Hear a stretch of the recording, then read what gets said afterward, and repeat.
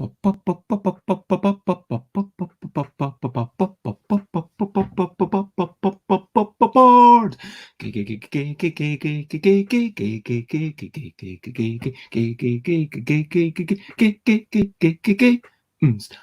games, board games, that's what I'm talking about.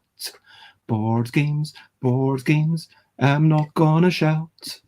I am starting off my morning with a little bit of singing.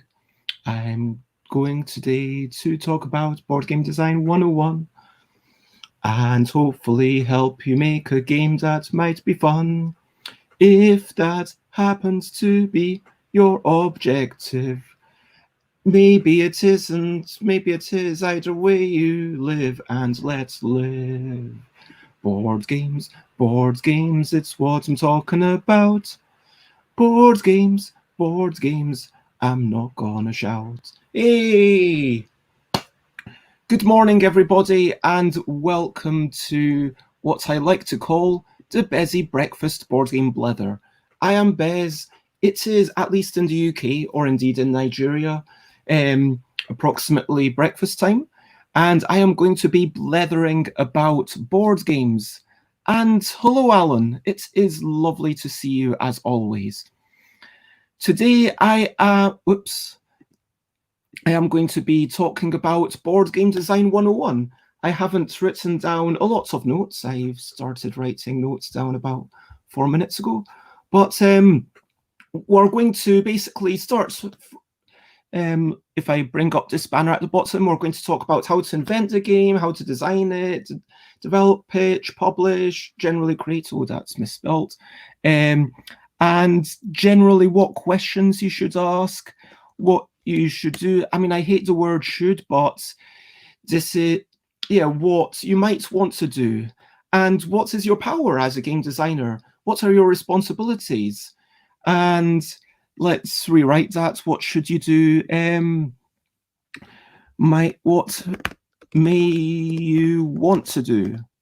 It's like all these things, we never know anything 100%. So it's kind of like everything's just some advice. And this is going to be in a fairly slapdash manner. Before I get into that, please, if you are watching, do feel free to comment and let me know you're watching. It's always nice to let me know that folk are out there. Please feel free to share it, whether on your social media or email your friend that you think might be interested. And if you're watching on Facebook, give it a thumb or like. If you're on YouTube, give it a heart. And if you're on Twitch, give me a follow. And I'm up to 40 followers on Twitch, which is quite exciting. Only 10 more, and then I need to, might be able to get to affiliate status. First of all, so just to let you know, I'm going to be going over the regular features, which will take me about 7 minutes. So the actual talk is going to start around 10 minutes past. Hello, Lolvi. It is lovely to see you as well. Now, let's start off by talking about some brilliant things. And today, the brilliant thing that I want to talk about is bags. Now, I know that plastic's not great for the environment, but the nice thing about a bag is that it's fairly flexible. You can have transparent bags like this. You can have resealable bags. I mean, the worst thing is a bag that you never reuse. And so that's why a bag like this that is totally sealed and then you need to punch a hole in that, that's not great. But, you know, a bag like the proper shopping plastic bags, reuse them. It's all about reusing things because plastic bags are fine. Just make sure that you reuse them. So yay for environmental responsibility. Now let's move on to recent highlights. Listening to music and seeing the sights. Recent highlights. Oh my goodness, yesterday was such a day. I did cycling. I think I cycled about 16 miles, something like that. I went to the bridge, the one beside what Lambeth Bridge. That's the one. Lambeth Bridge. For those who don't know, there's a bridge with Big Ben on it, which is called. I can't remember. There's also a bridge with Brixton beside it, which is called Vauxhall Bridge, and in between you've got Lambeth Bridge, where I went, and I had a distance to walk with my good friend Dave Weatherall, and having, yes, that's the one, between Westminster Bridge and Vauxhall Bridge. Man, Alan Outson is really good at names of places. So between Westminster Bridge and Vauxhall Bridge lies Lambeth Bridge, and just cycling down from my address and then having a bit of a walk and cycling back up, and by the end I felt like jelly. And coming back, I was like, oh wow, all these places are open, and I made sure to stay 16, not 6016. That's, I would not cycle 60 miles in one day. But yeah, so anyway, it was a nice walk, and then I also had I got myself a takeaway, which I've not had in many months. But I probably went a bit crazy. I bought an amount of takeaway that you'd probably feel is suitable for 2 people, and I ate it all, and then my stomach hurts because I overate, and my stomach isn't as big as it could be. And yeah, then yeah. Anyway, that was the bulk of my day. Yeah, I think the most I've cycled in a day is about 50 something miles. I have genuinely 55, I think. I genuinely cycled from Brixton down to Brighton, but that's not a regular trip. That is kind of, okay, go there and spend the entire day doing nothing else but that. Now, that is recent highlights. Tell me, what have been your recent highlights? What have you enjoyed recently? And what games have you been playing? I have not played any games in real life still. I have played some games online. I have continued to play that Ponce del Diavolo? With Alan Outson, continuing to play Crazy Farmers. Oh, I started a game of Colour Pop with my good friend, and Colour Pop, that's, yeah, it seems like one of those games that I can totally, this is all via Board Game Arena, so shout out to Board Game Arena. Let me know what you're enjoying in the chat. And now I'm going to get to the main topic, which is the Board Game Design 101. And please bear with me, because I am going to be making notes and typing in things along the way. Alan Outson has been doing 3D printing. Awesome. What have you been printing? Let us know. And yeah, and Lolvi says that they've played Terraforming Mars with their fiancée girlfriend. Oh, congratulations. I didn't know you were due to be married soon. And finished writing your LARP scenario. That's amazing. And Alan Outson has been 3D printing killer robots. I mean, I assume these are non-functional killer robots. I assume that's like models of killer robots rather than actual programmed or mechanical killer robots. Anyway, so yeah. Yep, at the moment, so no knowing what things might go into. Oh, I just remembered, I also watched the entire 4th season of Rick and Morty. That's come out, 4th season. It's good, not as good as 1st or 2nd season to my recollection. Yeah, so there we go. Now let's get stuck into Board Game Design 101. I want to talk about what is a game and why does it matter. Frankly, it doesn't matter. I mean, people who talk about, so we've got different questions of what is a game. Let me talk about Richard Garfield, who talks about an ortho game, O-R-T-H-O game. Now, an ortho game is a game wherein you have some choices to make, and at the end there's some measure of success. So Richard Garfield defined this term to basically say, hey, I'm going to talk about ortho games during this speech, and it's purely so that we can play the language game more clearly, so that everyone knows what everyone's talking about, because fundamentally communication is me using words and you understanding what I mean by those words. I don't think it matters if I say a definition right now and then we agree on whether that definition is correct or wrong. All that matters is that we understand what I'm talking about. So what I'm going to talk about as a game right now is, okay, so broadly speaking, in the world, there's things that you do, right? And then there's some things that you do because you enjoy the activity. And let's call those things playing. Those things, maybe you are running, or yeah, so you're running. Are you running because you enjoy the activity of running, or are you running because you enjoy having done the running? Are you running because you enjoy, the physical increase in stamina, the physical ability to run, the health benefits of running? And so now it can come into something where we consider poker. Now, I think that Mark Rosewater brought the proposition that games can be a game to someone and not a game to another person. So basically, Mark Rosewater said that one thing that a game needs is a perception of agency. Now, it doesn't need to be true agency, but for a young child who's playing Snakes and Ladders, if they feel like they have control over that, let's say something that's even more clearly you don't have agency over, because Snakes and Ladders, at least, okay, you're rolling the die, and your action, even though you can't perceive it, it does make the die turn into a certain face. So you could argue, okay, if you have increased skill. But let's talk about Candyland.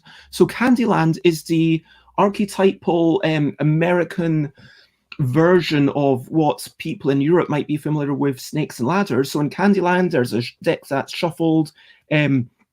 Each card has a color, and then you move your piece to the next spot of that particular color. And the first person to get to the end wins. Hooray. Now, clearly, once you've shuffled a deck, everything else in the game is literally predetermined. There's no sense of, oh, I'm rolling the die. So as an adult, fairly soon, you might realize that this game is predetermined. We just shuffle the deck and we see what comes up. Same as the game of War. War, you flip over your top cards and compare it, and then highest wins, and it goes on the bottom. And it depends on the rule set that you play. But you need the perception of agency. And so, yes, for a small child, you might have small child might consider Candyland to be a game, and an adult might not.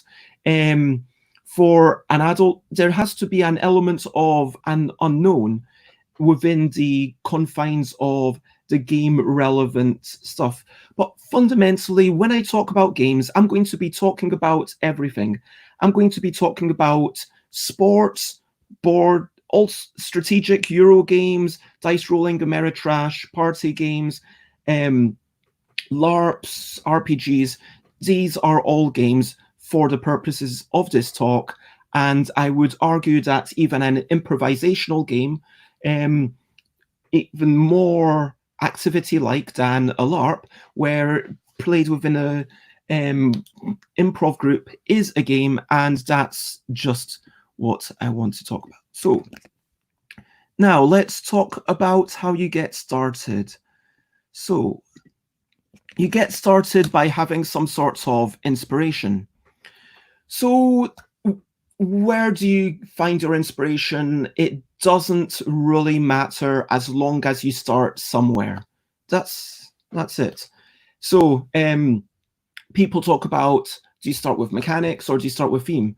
But I am going to talk very quickly about the fact that theme, as it's commonly called in board games parlance, is not generally a theme as I would describe it. So, for example, when people talk about theme, what they generally mean is more of a setting. I mean, the theme of diplomacy is really one of betrayal. The theme of Spirit's Island is one of empowerment for Indigenous, and there's a message of empowerment for Indigenous people and anti-colonialism in Spirit's Island. we could talk about the theme of kawaii. I mean, does kawaii have a theme? If kawaii has a theme, then I guess the theme of kawaii is I don't know. I'd really have to search for the theme. Like the setting of kawaii is buying ice creams, and that's where you go. But the theme of kawaii, I guess, is in. I mean, set collection is the mechanic.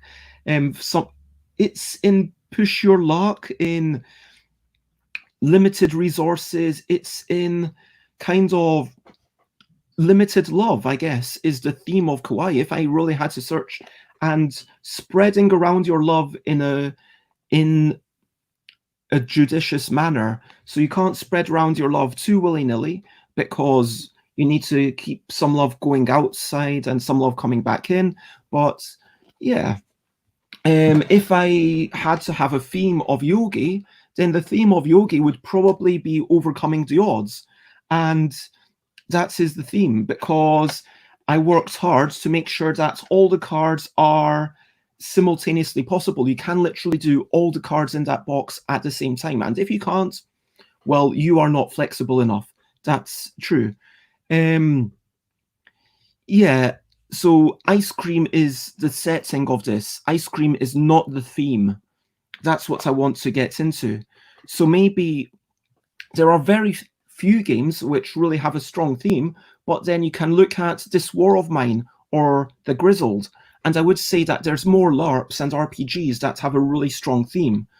I would say that most team sports have a theme of, like, the only theme that you could really bring about there is just the one that's intrinsic to team sports, which is working together and overcoming your foes, I guess. Now, you can think about the experience overall, or you can think about a moment.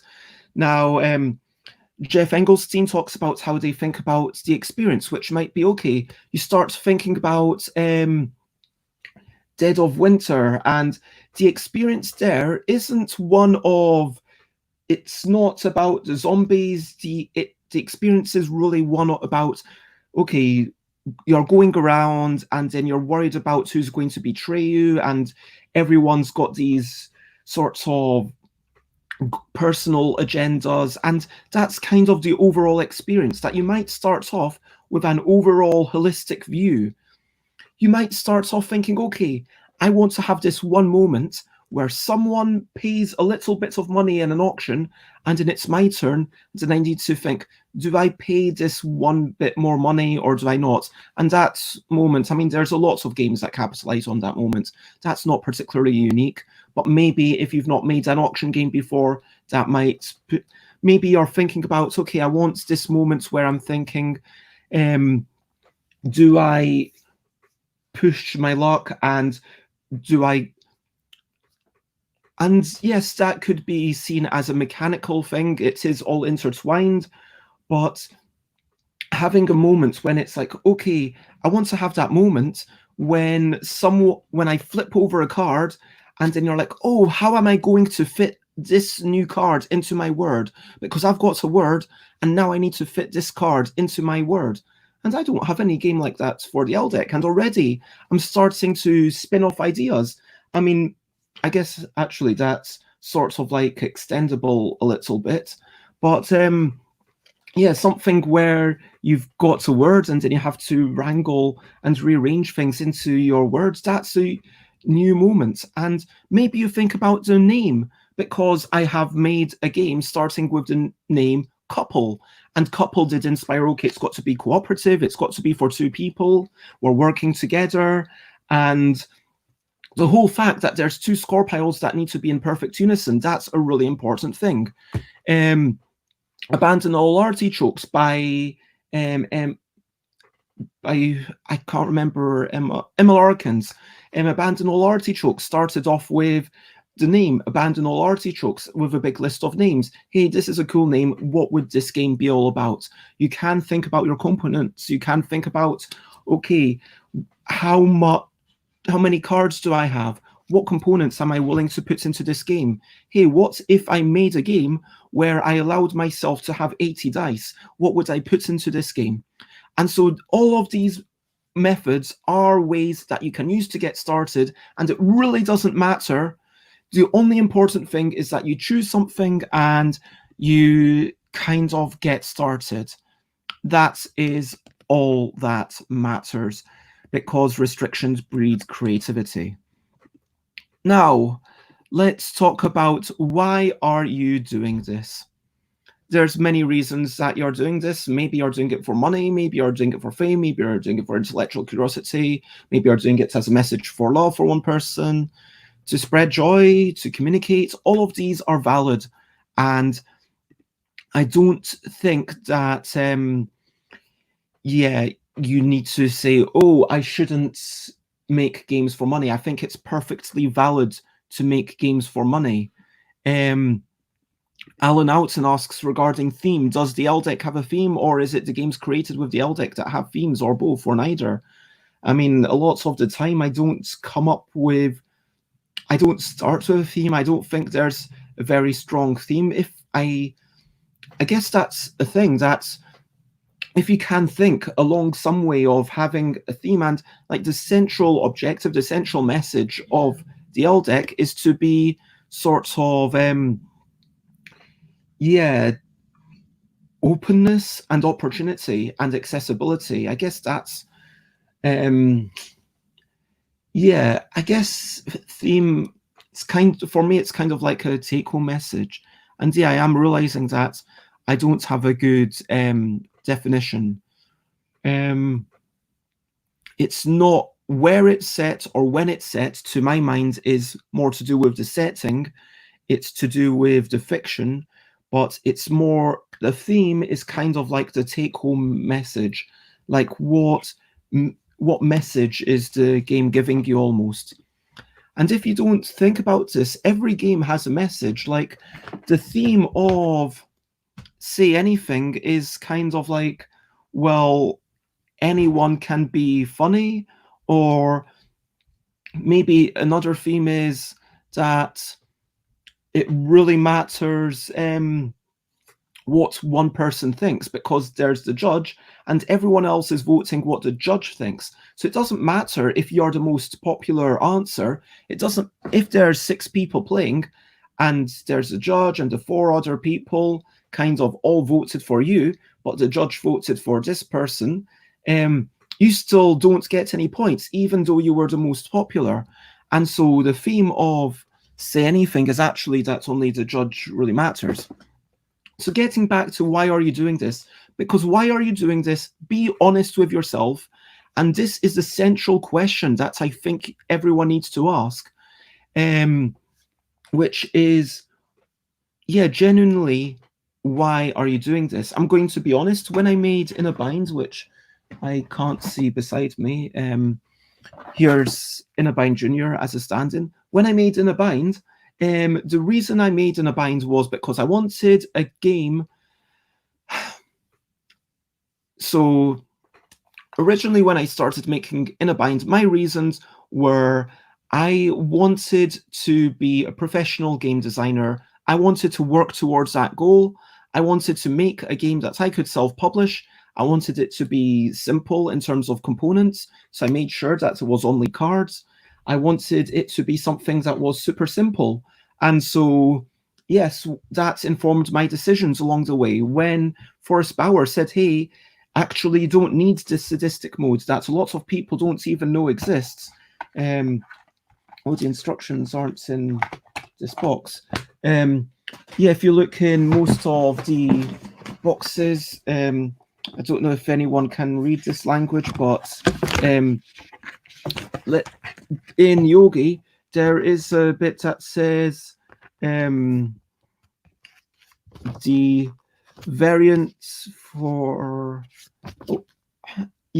variant for Geworden. I don't know what that actually means, but originally that was the sadistic variant, the variant for Geworden. And so that is the sadistic variant. And a lot of people don't even realize that that exists. The standard edition of the game Yogi is draw a card, read it out, do what it says. And so my aims were to make something that was as mass market as possible, something that I could potentially kickstart my thing. The idea of it, it came through, I'll go into that, like, that was for a very side tangent. Okay, just to really summarize it, I started off trying to make a game similar to Flux, and then I was like, okay, this is the one interesting aspect of this game. This is the one part of it that sets it apart. Let's follow this thread. Let's follow what is fun. And within playtesting, you need to be open to that. And so I would say for Yogi, which is now somewhat successful, it started off as, let's make a game with lots of chaos. And then it was like, oh, there's this physical card. Ben Neumann said, oh, well, you should maybe either make a game without physicality or a game with lots of physicality. Obviously, I made a game with lots of physicality, and then I developed it, then I simplified it. And the simplifications were informed by my desire to make a game as mass market as possible. And my desires there were for, yeah, frankly, money and fame. I know this sounds really, yeah, that is the truth. That sometimes, if you come to it from a point of view of, okay, I want this game to be a game that could sell potentially hundreds of thousands or 1 million copies, then you are going to be aware of what you cannot do. If you want a game that's truly mass market, well, you need a certain level of accessibility. You need a certain level of simplicity within that. If you want money, then you need to make sure then that's probably going to go against your desire to communicate.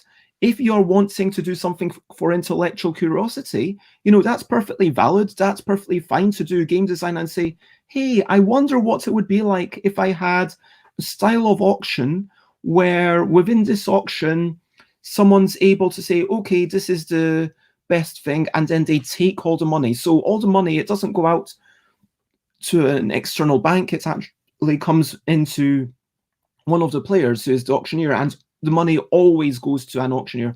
What would that be like? Make that game for intellectual curiosity. But if you're making it for intellectual curiosity, then don't fool yourself into thinking that this is necessarily a game that you're doing that then has to be mass published. Because the truth is that you can make games for so many reasons that don't require you to mass produce those games. Now, I know that it's really tempting to think, oh yes, I want to make a game and the ultimate objective is to mass produce it. I have seen people who have made games because of, I've playtested games for intellectual curiosity and been like, oh, this is really interesting. But you know what? It's not that amazing a game. It doesn't really add in much to the marketplace. I'm probably not going to spend the time on it to develop it, to make it a publishable thing, because it's not worth the time.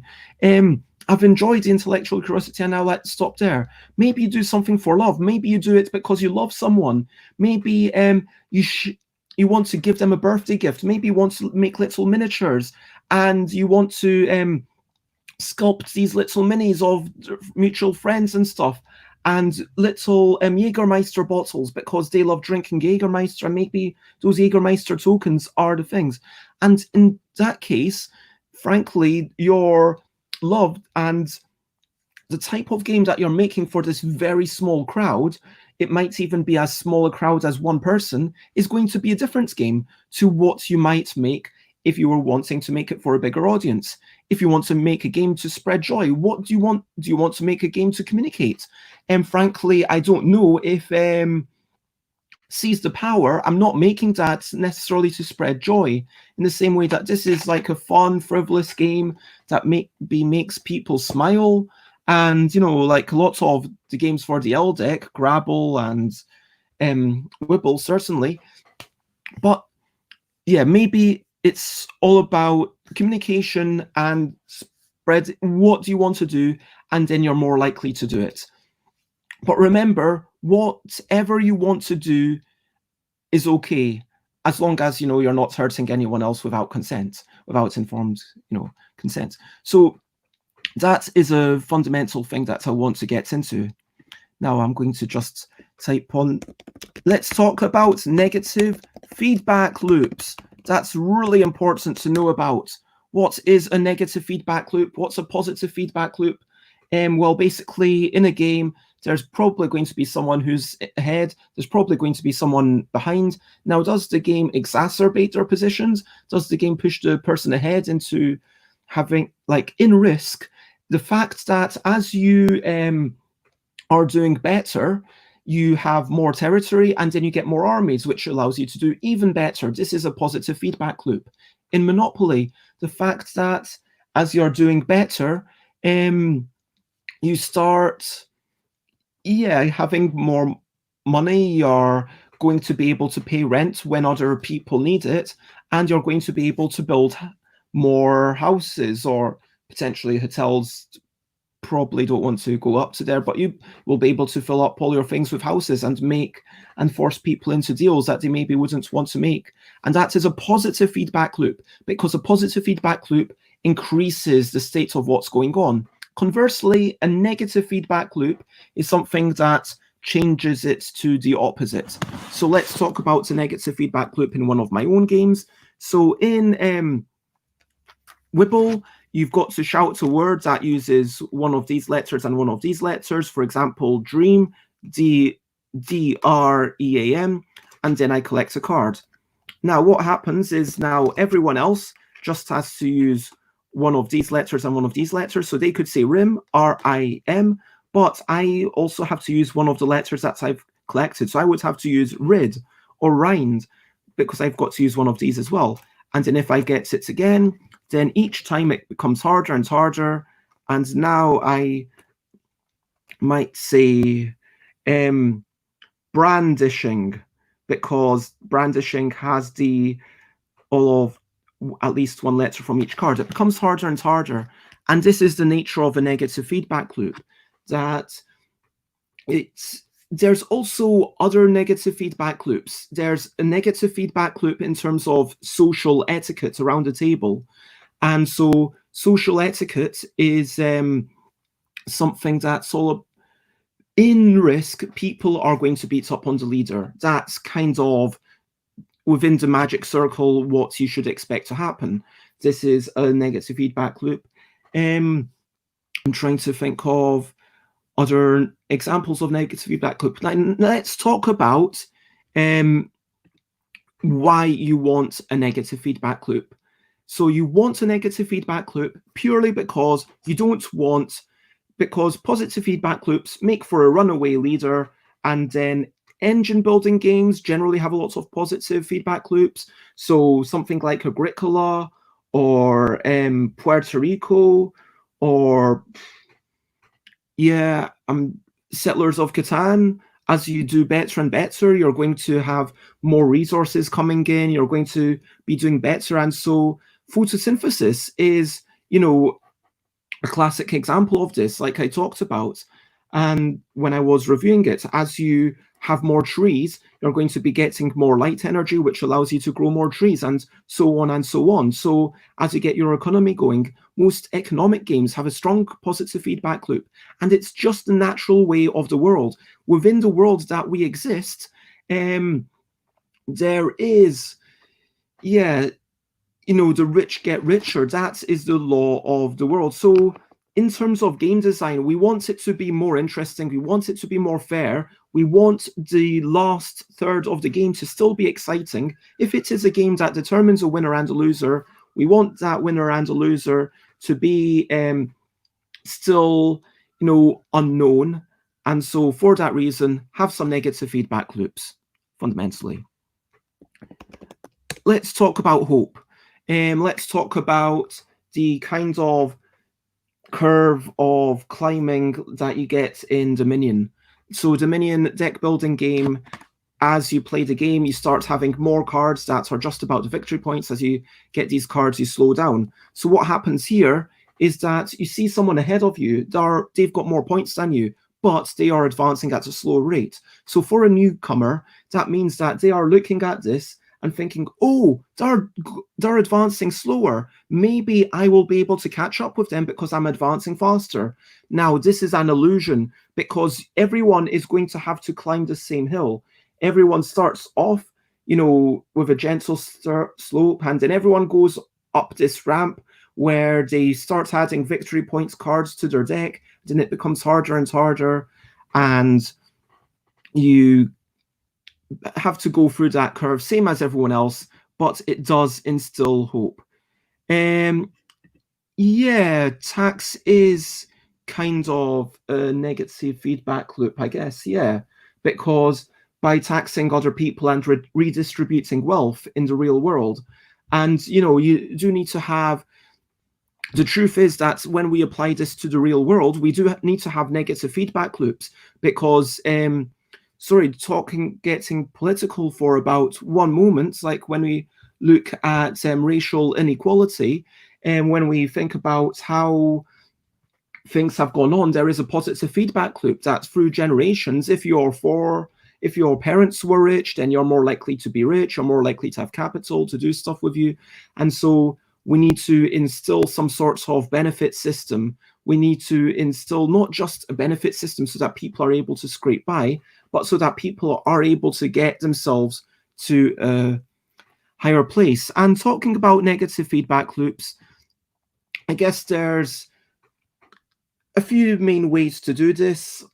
Let's talk. So you can either have a tax on the person who's in front. You can have a bonus on the person who's behind, and that's basically it. So like you can divide the responsibilities or the difficulties of the game and divide them, which is what I do in Wibble, which is not something I've seen in other games. You can take away resources.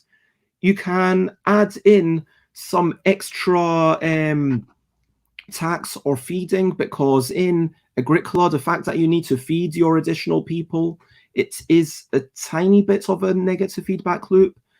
And, you need to have something that does sometimes equal things. And talking about hope, because it's not just about negative feedback loops, it's basically about having the hope in a game that you will be able to, it's about you having some agency. So agency is the most important thing, that feeling of agency. In a role-playing game, are you able to affect the story? In a party game, are you able to show your creativity?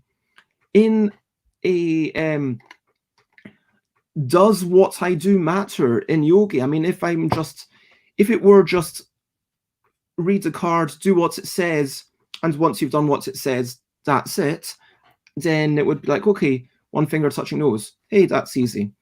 One hand touching knee, yeah, that's easy. But it's only when you've got to do more and more in conjunction that you start to think, okay, how exactly am I going to do these things together?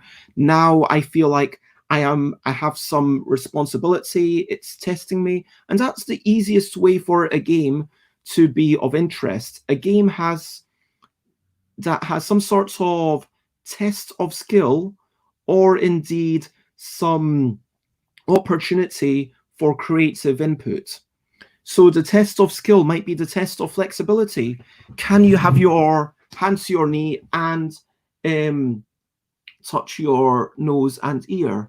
Now, not everyone can get their nose to their head, their nose to their knee, which was a big surprise to me. And it's testing you. It pushes you a little bit further than you otherwise would. That's the nice thing for a game.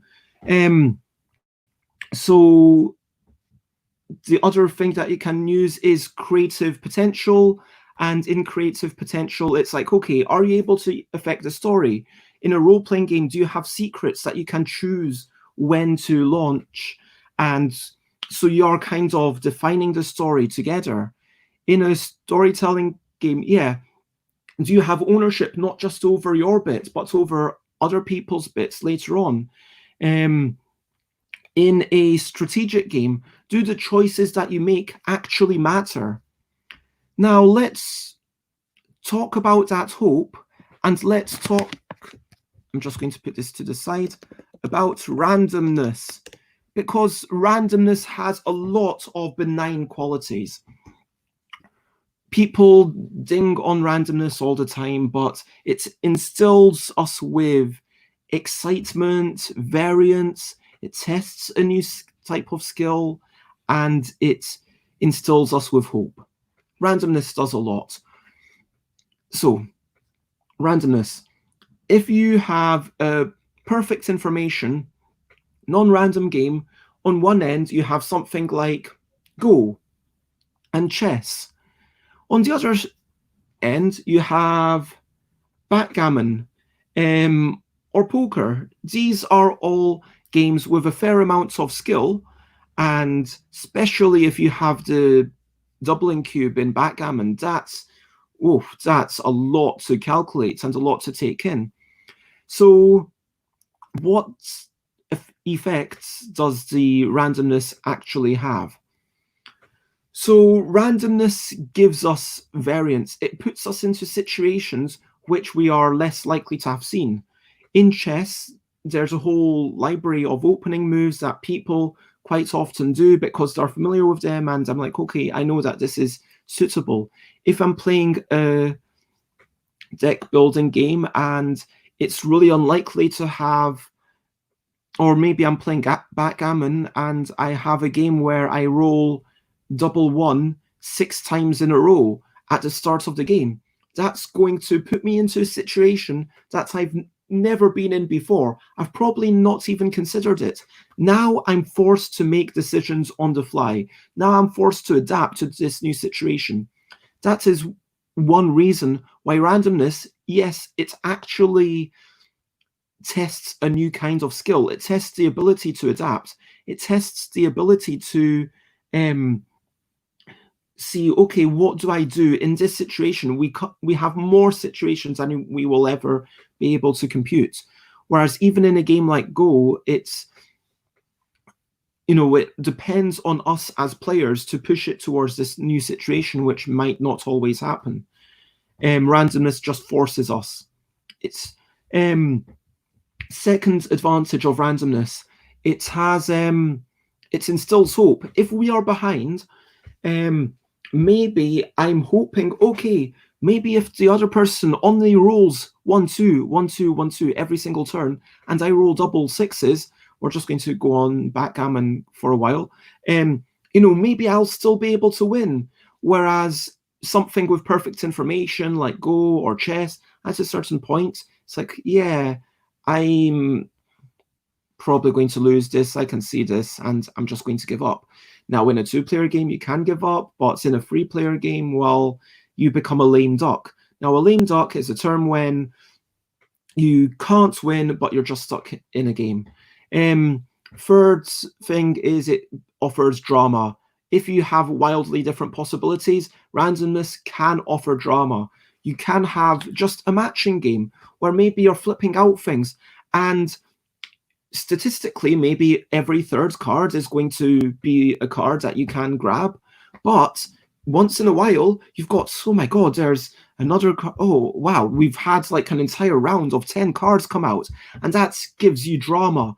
That gives you excitement. And so randomness, that's the third big advantage, and there's something else that I forgot about. But no, this is what you get. Yeah, maybe for next time I do this, I will actually write more notes.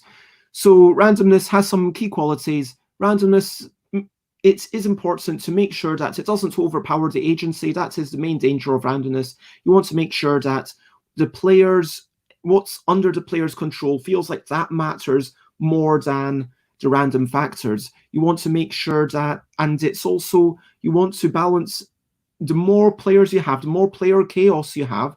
Player chaos is a form, you could argue, of randomness, but if randomness is really about offering the unknown, because if Let's talk about asymmetry of information. Let's talk about in a role-playing game where maybe Shti has a big secret, and I don't know that Shti has a big secret, but halfway through the game, Shti is going to tell me that when I thought that X was Y, actually X is Z. And it doesn't really matter what these things are, but this could be something that upends the entire game. It changes, maybe there's a bit of excitement. Having this element of unknown and revelation of information offers you the same benefits that comes with randomness. And this revelation of information can come with new players bringing about chaos. But if you understand what is within the scope, and if the scope of what the player's actions could bring about is too tightly constrained, then the game is potentially going to lack drama. So that is where you want to bring about more openness in terms of what the players could do, potentially more openness in terms of what secrets the player might have. Maybe you've got, in an ortho game, in a more traditional board game, maybe you've got secret objectives, or maybe you've got secret power cards. Maybe you have, even if this isn't necessarily randomness, even if it's defined all at the start of the game, let's say if Cosmic Encounter was about, gave you all your cards at the start of the game, so you don't draw the attack cards, but still the fact that someone might have a 50, someone else might have a 1, you know, that brings drama into the game. So that is the power of randomness. And BEZZY sees randomness as its own entity with its own pseudo-agency, especially in the context of role-playing games. That's a fair point. Now, what else was I going to talk about? Oh yeah, so let's talk about pricing structures. So this bit is mainly relevant to traditional board games that go for the market. So if you want your games to go for distribution, broadly speaking, you need to charge about 5 times, at least 4 times as much as it costs you to produce. Even if you're prepared to get 0 money for your time and pay for all the art or do all the art out of your own pocket or sweat, you know. Okay, so let's imagine there's a £10 game, because £10 makes this maths simpler. So a £10 game is normally going to be bought by a shop for £5, 50%. That £10 game, they will double the price, and that includes VAT. They need to pay out VAT. They need to pay for obviously having the store and everything, and that makes it worth them to sell. Now, a distributor who sells it to the shop will charge between 35 and 40% for the publisher. So they take between 10 and 15% of the total RRP, because their costs aren't quite so big. Like, they don't have to have prime real estate. Their warehouse can be in the middle of nowhere, and then they just ship it out. So that money needs to cover that, plus obviously wages and some room for expansion. You need to have, you can't just cover your costs and nothing more, because if you cover your costs and nothing more, then as soon as there's any unexpected thing, because true story, in the last week, my prices for sending this to the USA has literally doubled. Last week, this would have cost me £7.50 to send to USA. Now it costs me £15. No exaggeration. Now, sometimes there are going to be unforeseen circumstances. Sometimes people will have sick days. Sometimes there might be a pandemic. Sometimes there might be, something that you aren't going to be at peak optimal. So you can't just say, okay, I'm going to make sure that my price for this game plus my price for postage should cover the percentage that the distributor takes. So if the distributor is buying this wasn't £10, but let's say this was a £10 game, and So the distributor is buying it for £3.50. So I need to make sure that £3.50, I'm able to pay for the packaging and the actual thing, plus ideally pay for a bit of marketing. And in America, you've got consolidators who might take even more, and so that is why you need to have your thing costing about 4 times as much. Now let's talk about a little bit about marketing, because this is an economic reality to making games. The success of your game, the marketing matters more than the quality of the game. That is just the truth. How good the game is not as important as the marketing. Now, quick marketing 101 in 30 seconds. The biggest thing that I learned was that, okay, you can think about grabbing people's attention, then getting them interested, then the desire, then the action, and then they actually do it. So first you need to, it's awareness. Awareness, interest, desire, and action. But like, that's an interesting thing, because if I have a good game and not that many people are aware of it, well, it's not going to sell. Whereas, if a company, yes, this version does look nicer than this version, but the reason why this has sold about 50 to 100 times as many as this is because, Gigamic has the distribution network. Gigamic is able to put stuff very much into France, gets it into shops, get shops demoing it, gets it into Korea and Hungary and Japan and all these places that I couldn't get, because they are able to broadcast the awareness. You need to broadcast the awareness. People need to be aware of you. And then you need to get them interested. And then it needs to be like, well, why do I want this game? What is going to make me want this game? Is it going to have luscious artwork? Is this game something that just looks amazing? Is this game something that just looks so pristine? Is it a unique proposition? Is it something like, frankly, it's like, okay, you see people twisted like this, which is not a thing that you see in any other game. What is the unique thing? Why should people have that interest in it? Something to spark their interest, and if people actually play it and they want to buy it, then they need to be able to buy it. And all of these are bottlenecks. I mean, someone might be wanting it, but unable to buy it. Maybe because people have written to me to say, hey, I want it in a bind, but I couldn't find it. And if people actually manage to track me down to say that, how many people didn't realize that it's like kind of now known as Yogi, but hopefully Yogi will come to their local game shop at some point in the future, and then they'll see it and then they'll buy it.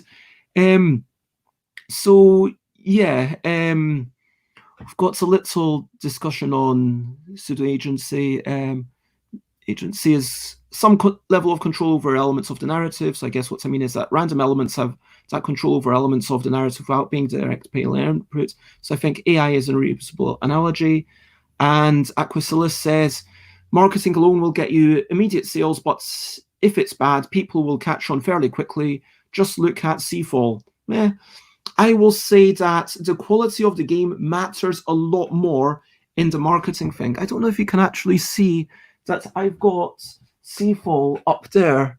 I bought it for like 15 quid, and I've opened it. So apparently there's battery sweet. But yeah, I think that in the hobby market, people are more likely to be taken in by a gimmick. Let's look at fancy boxes. Let's look at zany packaging, whether it's something that looks like a fish or something that looks like a banana. Now, I'm not having a go at Bananagrams or Happy Salmon, even though I'm citing these as examples of games that have gimmicks. I've already told you that I love Happy Salmon. I think it's a great game. And Bananagrams, great game. Rena Nathanson, well done on you. And we're friends. And I think that's, but what I am going to argue is that if, let's say, you had a game that looked like a fish, but it wasn't as good as Happy Salmon, you would still continue to sell a decent amount if you had good marketing. And there's a lot of people, probably more than you realize, that maybe they're not quite as aware, in the same way that I might be satisfied with, people can be satisfied with slightly worse stuff. And I have seen people making me generally major faux pas in design. So let's talk about and make sure the game ends. This is a key thing. So making sure the game ends. So you can have some number of turns. Maybe it finishes after this number of turns. Maybe it's someone gets this number of points, or someone reaches a certain place. But you need to make sure that with every roll of the die, the game does push towards a conclusion. Now, I have played abstract, perfect information strategic games where it's neither player's advantage to progress, so it ends in a stalemate. I've played a game where, I'm not going to name names. I've played a fairly popular game where I say fairly popular. When I say fairly popular, I mean it's doing better than the L deck. Basically, it sold at least more, fairly popular by my small standards. I don't know if it sold 5 digits, but it certainly sold 4 digits. But anyway, so this game where you roll the dice and then maybe you're going towards a certain point, or you roll the dice and then the opponent grabs the little thing and comes back towards the other direction, and then you keep going back and forth like a tug of war. It's eventually, it might get to one stage, but you could, in theory, this is a really nice game when it takes 20 minutes, but you want something that should take a lot less time. And I think that is something that have an appropriate length for your game. I think coming back to it, it's like, think about your audience. Why are you doing this? Because why are you doing this comes back into think about your audience.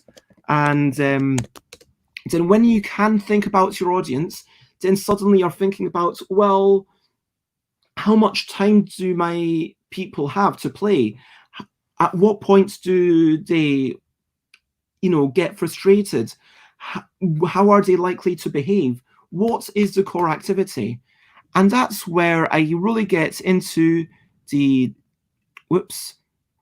design and development. So let's talk about what is design. To me, game design is playing a game, get it play tested as quickly as possible. And yes, there are little tips that I can give. If you are in the UK, then go to kentandcleo.co.uk. kentandcleo.co.uk. They do not, I'm not being paid, but kentandcleo.co.uk.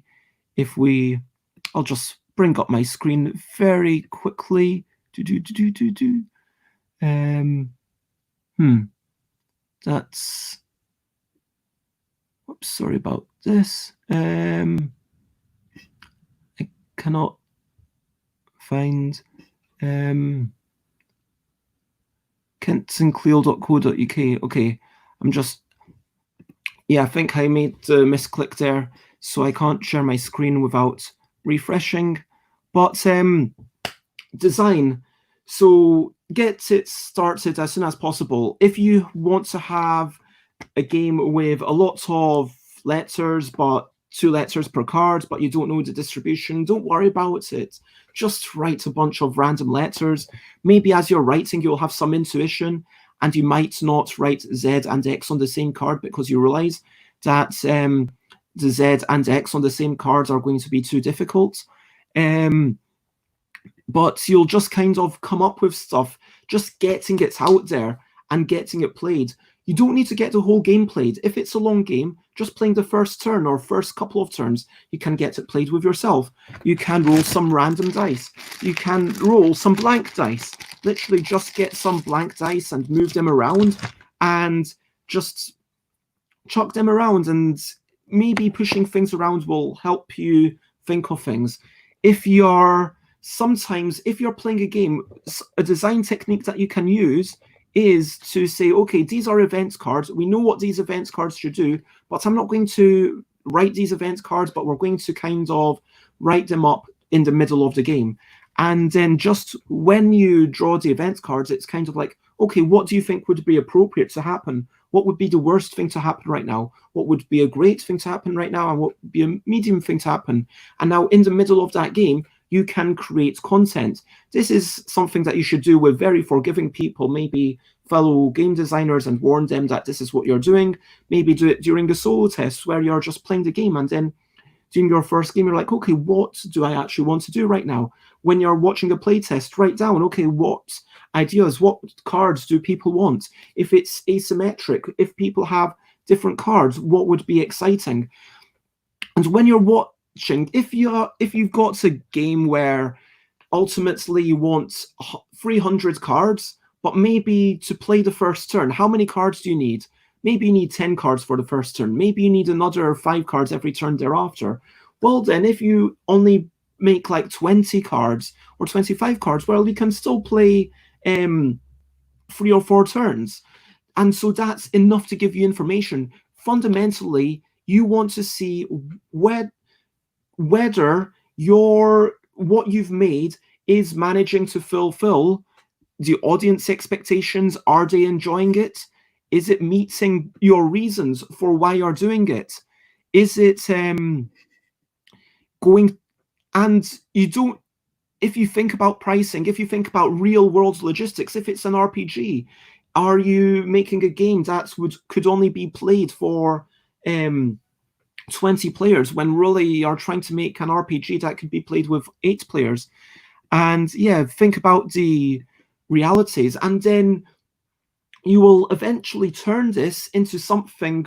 You will isolate the good parts, strip away the bad parts, and in a simplistic manner, that is what design is. So we've got a little bit of a chatter.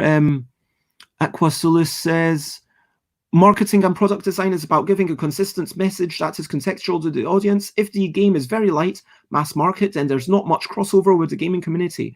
Hobby games with very cartoony art can suffer when they offer a more complex game than the box art suggests. Yes, 100%. What it ultimately comes down to is, what are you trying to make? Make the thing, and then tell people you've made that thing. It all needs to be cohesive. It needs to be a cohesive whole. On the other hand, there's a strong case that it's effective to market to the alpha gamers who are entrenched in the hobby, and they are more likely to buy and share a new game. Absolutely, but that does still mean that you want to, if it's a fun, light party game, you probably want cartoony art. And I'm proud that Yogi is a game that does appeal to, hobby gamers, and Kitty Cataclysm is a game that Will Cook was telling us the other day that they play a lot, even though they only play, and I attribute that to the fact that, yeah, Kitty Cataclysm, it finishes at a certain point and it's streamlined. I've decided this is going to be a game about chaos. This is going to be about take that. There are certain elements that you shouldn't have in your game unless they are the focus. As soon as you have trading in your game, trading can, inform everything else. It can change everything about it. Trading takes so long. So maybe don't put trading into your game unless it's a trading game. And maybe don't use randomness judiciously. Maybe don't take that into your game unless it's very deliberate. Think about, how much cooperation do you want? Do you want it to be a cooperative game? Do you want it to be a competitive game? Because both of these are options. Now, looking at the bottom, how to invent, I think we've talked about that. Design, develop. So development is about you've got something that's fun, and now you need to maximize its fun and get the sorts of, when I say fun, that's a shorthand for it's meeting its design intentions. So it might be that this game is not meant to be fun, it's actually meant to be depressing, and it's meant to tell you about the horrors of war, but it should be engaging, it should be stimulating. And so that is design. And so development is sort of saying, okay, we've got this key factor. Now,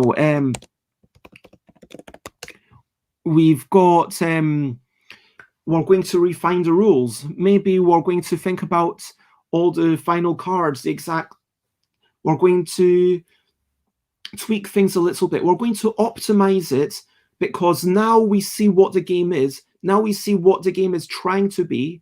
Now we're going to spend an equal amount of effort making sure that the game is meeting its objectives as best as it can. Now, quite often, the development, you want to get someone else. It's a fresh set of eyes. And this, like with development, a lot of role-playing games, you could argue that so much of the agency of the role-playing games comes from the players, compared to something like in a bind Yogi, where you, well, the wild cards totally change everything, but for the original game, you know, you never get to do something out with what one of these cards says. I mean, when I'm making the rules for couple, it's fairly constrained what you can actually do. But within a role-playing game, it's so out there. People can do so much more within the magic circle, because there's a lot more analog agency. There's a lot more directions that you can go into. There's a lot more scope for performance. And in the same way, something that's about performance, that's about writing things or drawing things or doing something and then having other people guess, that's something where maybe you need to give some soft rules. Say, hey, and let's talk a little bit about the difference between soft rules, which is something that you can never really enforce, which is games are never going to be good for everyone. So you really need to have something that will be good for that group. Because if some spiky players, by which I mean, let's talk about the player incentives, why people play. Why do people play? And when people play, there's the Bartle taxonomy, which is, okay, for exploration or for domination over players or for the environment. In the Bartle taxonomy, you've got people who want to do the PvP and dominate the other people. You've got the socializers who want to kind of explore the other people. You've got the people who want to explore the game, kind of in a Morpiga. They kind of just run around and see the world.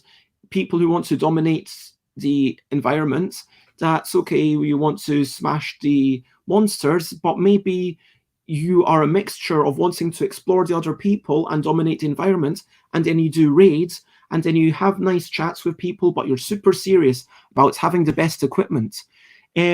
Mark Rosewater talks about Timmy, Jenny, Spike. And so Tammy is someone who plays for the emotional, visceral experience, and that is a mixture of socializing and Jenny wants to express something, which, you know, happens a lot more in games which offer multiple scopes of agency, especially in role-playing games. You've got Magic the Gathering, you can make your own deck ahead of time, or for a drawing game or for a singing game, it's like, okay, I'm not just getting points for my singing, but I am doing something a little bit different, and hey, if I win, then great, but I'm just getting joy in the fact that I did something a little bit different that made people remember my own personal performance. Thirdly, you've got the Spike, which is the people who play to win. And there's different ways to look at it. What experience are people trying to get out of your game? Make the game for them. think about, what are people going to do? Are people actually going to just skirt the rules? Or is it okay to have, do you need to have exact rules? Does it need to be 100% clear whether someone is is playing within the rules or not? In a game that's aimed at strategic gamers who are maybe more prone to playing to win, then yes, it's more important. If a game is more prone to being played by people who are playing for self-expression or playing for socialization, then a soft rule, something like, hey, try to use all the things, but make sure that it's a valid word and people can vote against it if it's not a valid phrase. Something like that, and where it could be subverted into something egregious if people do push it to the limits and play to win. But maybe that's okay in that kind of environment. And because in making something more ironclad and more, then you might actually make it worse for the party gamers. And you need to make the best darn experience that you can for your intended audience. And that's the key thing, that your game can't be a thing for everyone. So what else was I going to talk about? We've got another comment. This is the parts I'm struggling with most, I think. Do you mean the bits of why people play? Okay, so I was wanting to talk about pitching and publishing. So I guess I'm running a little bit over, but I'm just going to speed it up, but carrying on. So pitching is effort. Publishing is effort. They both require different types of effort. I am glad that I did not have to pitch, in a bind. I got this thanks to my wonderful friend Dave Cousins, pitched in a bind, not this one, the original in a bind, to those people. And yeah, I am very thankful to this situation, because so pitching requires emotional investment, emotional energy. You have to create your prototype. You have to be able to sell it well. You have to be ready to wait many months, potentially, before someone will say yes or no. Frankly, it's kind of easier when I go to Gigamic and then they say, oh, actually, no, we don't want this game because we don't want any speed-based games. And Gigamic I showed them a couple of games. I think, can't remember if I actually gave them a copy of the drawing one. I meant to. I might have messed up there. But anyway, both of them require organization, and it's, why are you trying to do this? If you're trying to make money, frankly, getting your stuff out to another publisher is probably going to make you more money, because genuinely, yes, you give up a large percentage of it, but where do your skills lie? Be honest with yourself. If you are Cesar Algezar of Alicat Games, hi Cesar, then you are not a great designer, but you are a very good business person. So yes, you should definitely self-publish and probably create your own publishing company and maybe start publishing other people's games, because yeah, good for you. If you are me, and then at this point I've kind of accepted that my self-publishing is unlikely to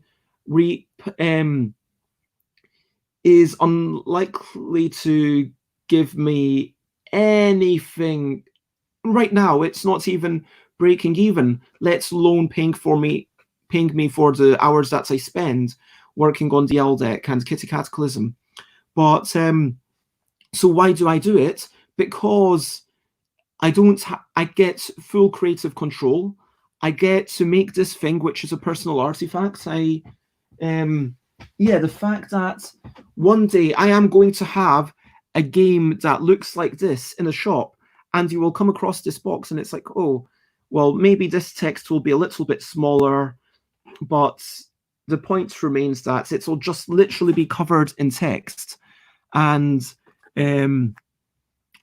yeah, you get to make something exactly how you want. If I want to put my own artwork into the game, well, frankly, the easiest way to put my artwork into a game is to self-publish it.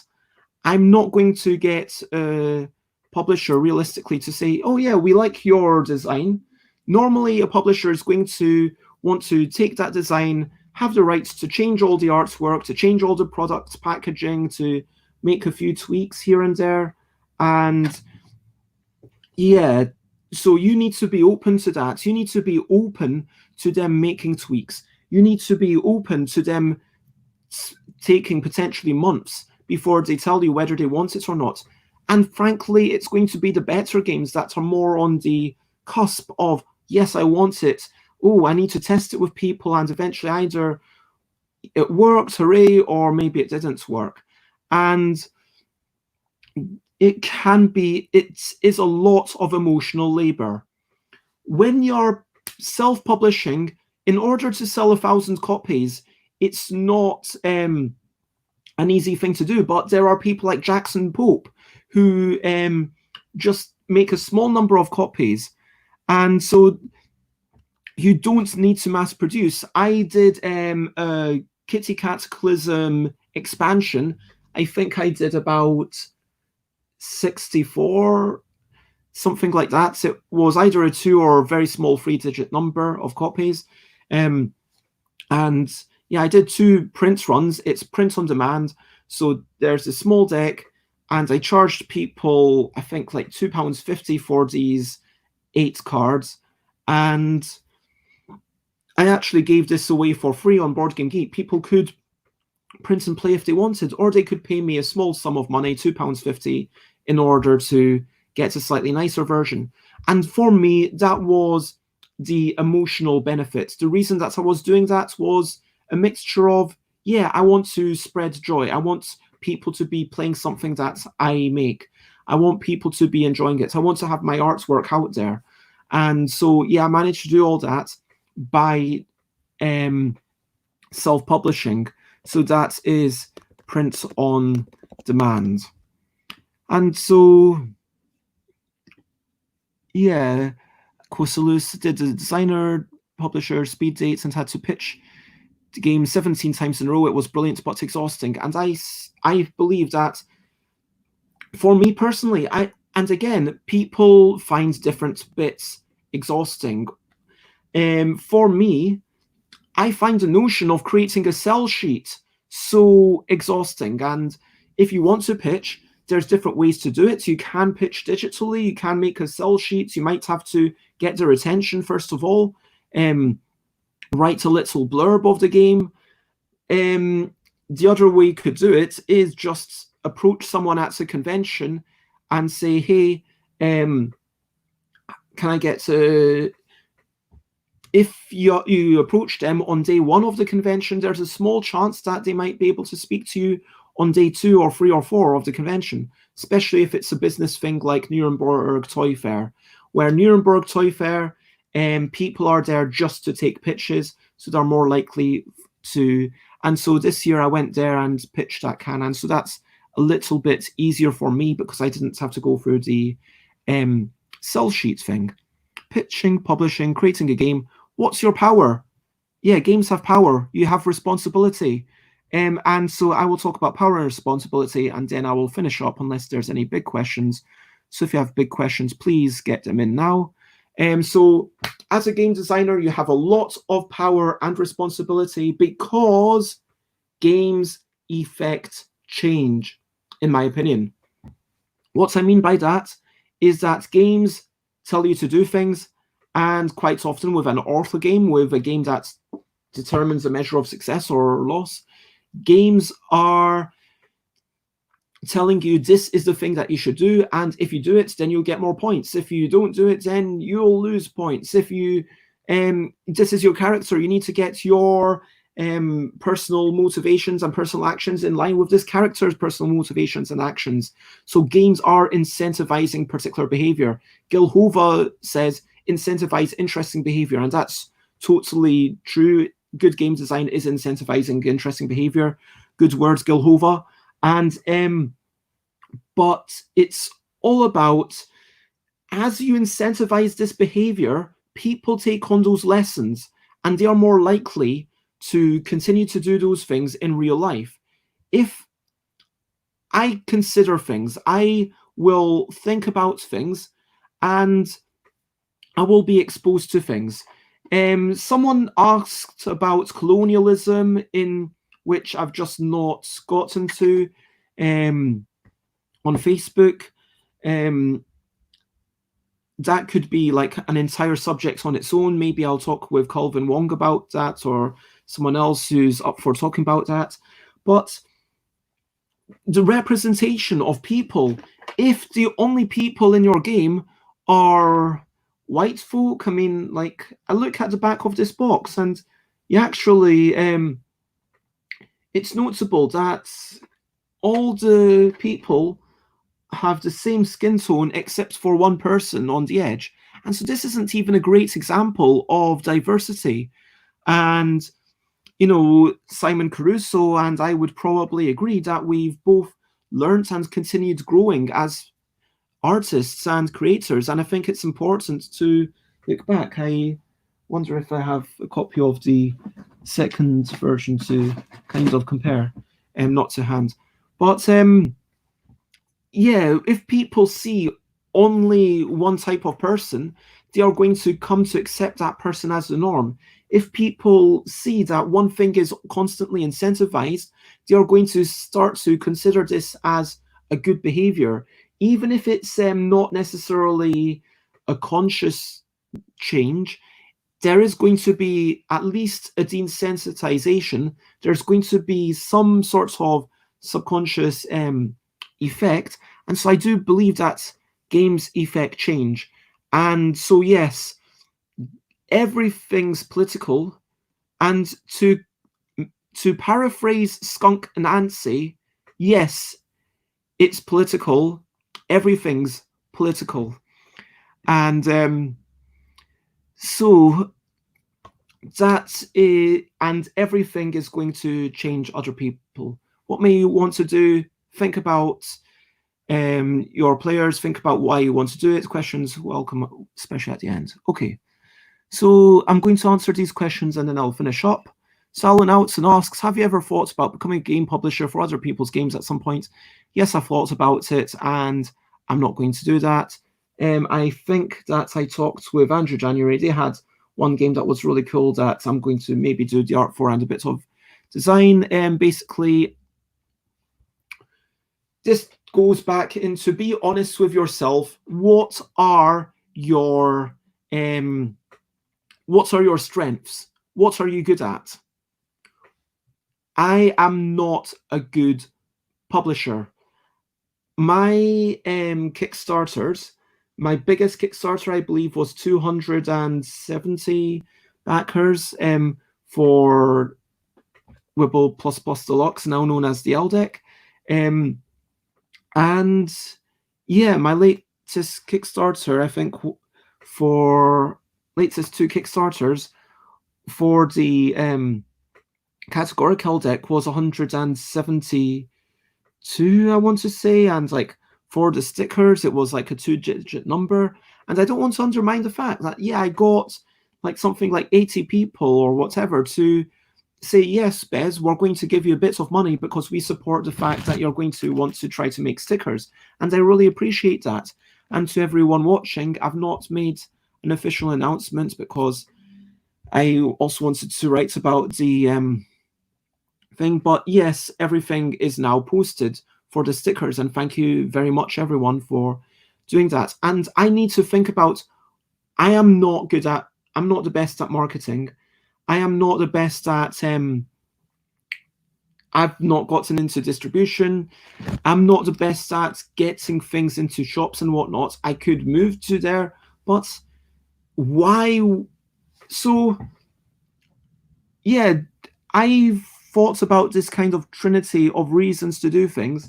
So there's a book by Gabe Barrett that they asked me to be part of. No, it's not there. I thought it was there. But Board Game Designer's Handbook or something. The first edition didn't have me in it. It had loads of amazing people, and I was so honoured when Gabe said, "Hey, do you want to be in the second edition?" And I said, "Yeah." And then I answered a bunch of questions, and one of the questions was, "When do you give up on a game?" My answer is, look, are you being paid to do this? Is it likely to turn into something valuable? Or, yeah, am I enjoying it? If the answer to all three is no, then don't do it. Because, yeah, if I'm being paid to do it, then okay, I like money and I like being paid to do things. And when I'm being paid to do something, okay, there's responsibility.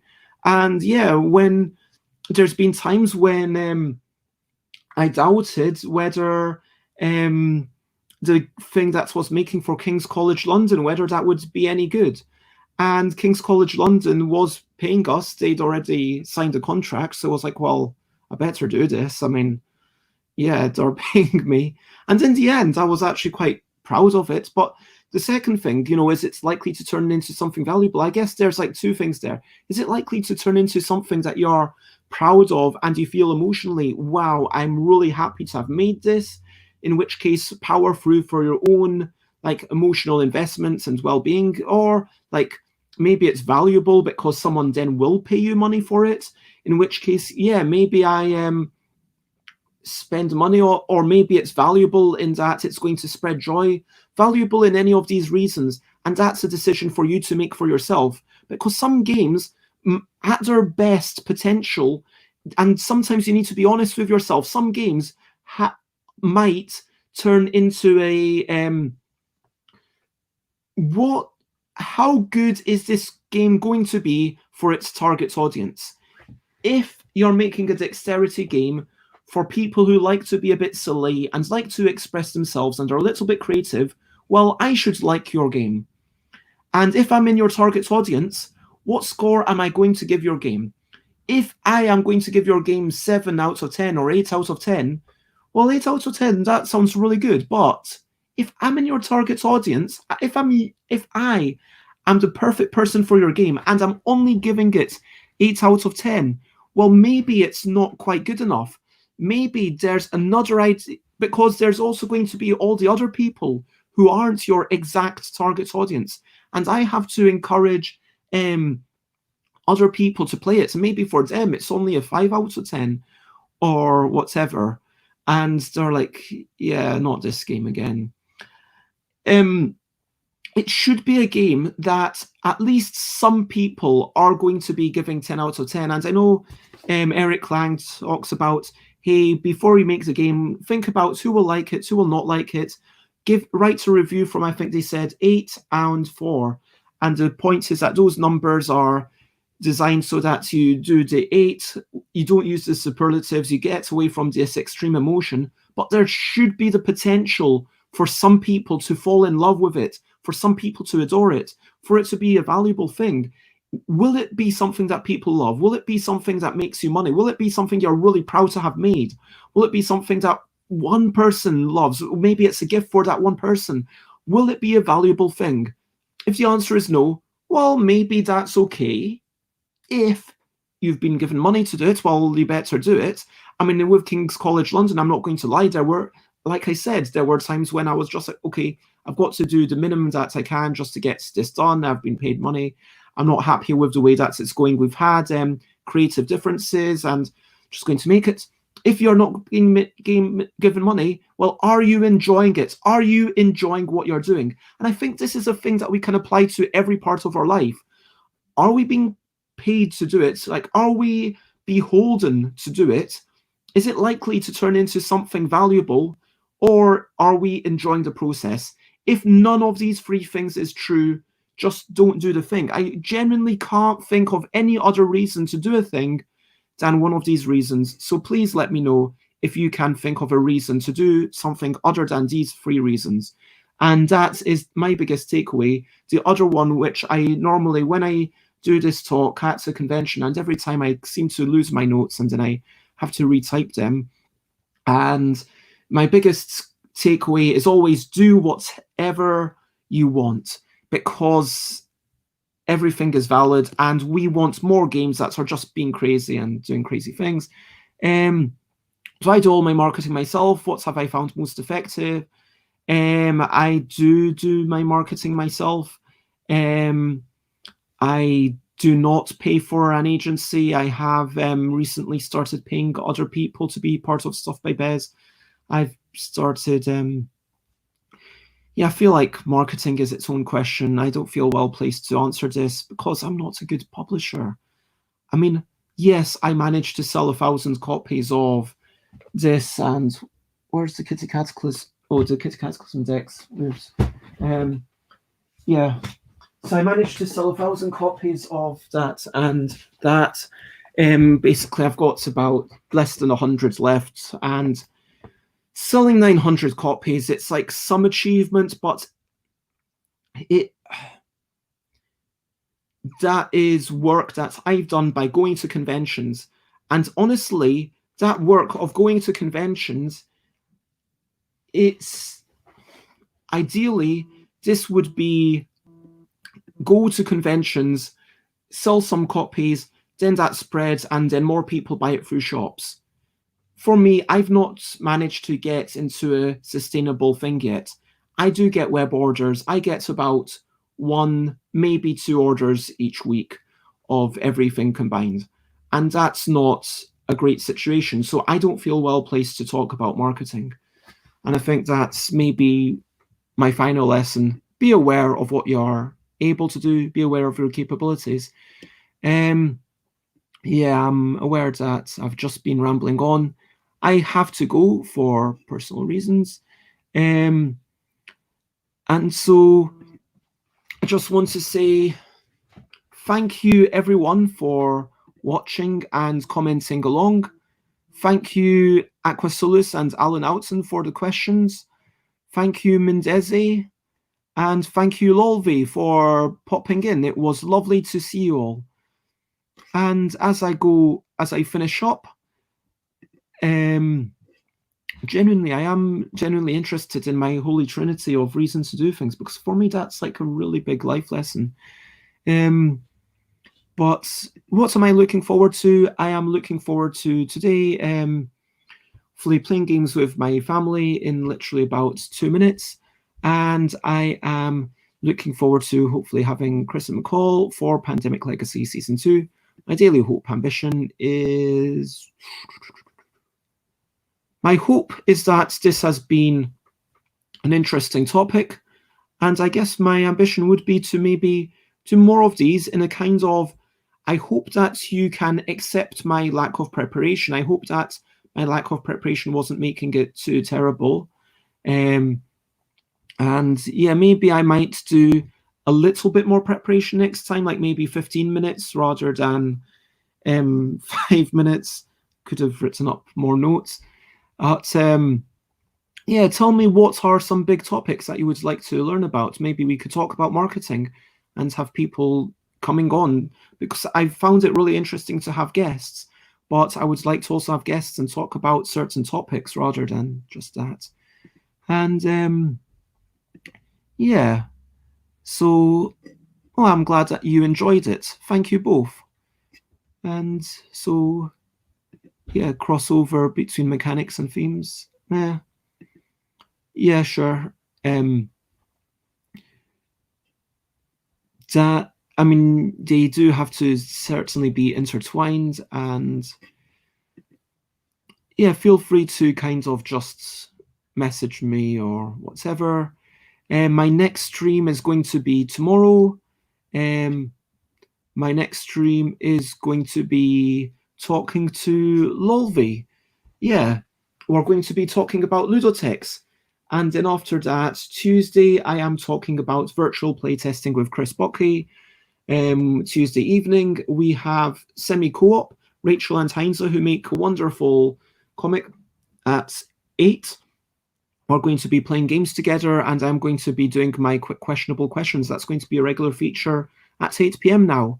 And 8 p.m. Tuesdays and Thursdays. And then, yeah, Wednesday. So, yeah, basically, I'm here every 10 a.m. I should probably get back into the habits of having a banner down here. And if you've enjoyed this, stuffbybezzle.com, twitter.com/stuffbybezzle, those links on the bottom. Thank you everyone again for watching. The recap is, let me look through my banners and I will try to recap. What is a game does not matter except that we communicate clearly. Get inspired however you want. Restrictions breed creativity. Work out why you're doing, and then you'll be more likely to do it. Negative feedback loops are super, super important. You need to instill hope. You need to have drama, which is good with randomness. Understand the pricing. If you want to get into distribution, it needs to be 4 times the price, at least. Marketing is going to be more important than the quality of the game. Make sure the game ends. That's a really important thing. Think about the audience and work out what's interesting or what's worthwhile. Get rid of everything else. Then once you've got something good, think about, hey, can this be a 10 out of 10 experience? What's the best experience it can possibly be? Again, think about your audience. Pitching, print on demand, self-publishing are all viable options. And that is my recap. And that is literally everything. Hooray.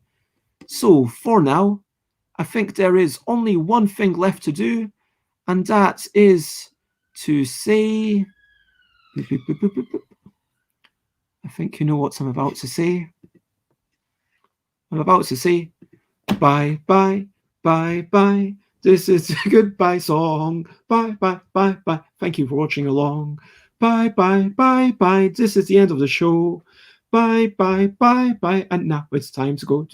Bye, bye, bye, bye. This is a goodbye song. Bye, bye, bye, bye. Thank you for watching along. Bye, bye, bye, bye. This is the end of the show. Bye, bye, bye, bye. And now it's time to go. Have a great day and bye, bye, everybody. Bye, bye. Bye, bye. Bye, bye.